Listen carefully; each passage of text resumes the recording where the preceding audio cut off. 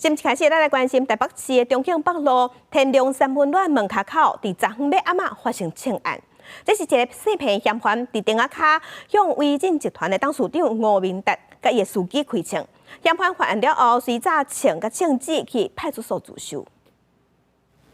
7尾暗5点外，台北市中庆北路天龙三温暖头前，威震集团董事长吴明达甲司机准备离开，这穿乌衫牛仔裤的查甫人赶紧向前，顺电话卡为后边发近，向两个人连续开几啊枪。嫌犯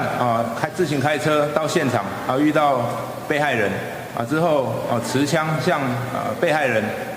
开枪现场2名男子受伤。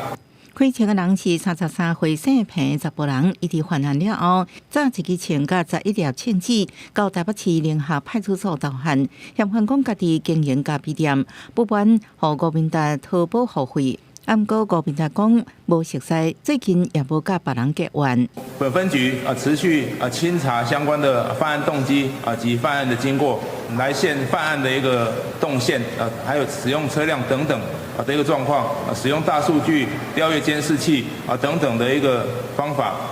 来厘清他的相关的一个犯案的一个经过。警方伫案发现场捡到5粒的枪支壳，吴明达倒手掌互枪支穿过，倒骹也互枪大伤，司机的正骹也互枪弹着，粉碎性骨折，送台北马街急救了后，暗时转台北荣总治疗休养。记者综合报道。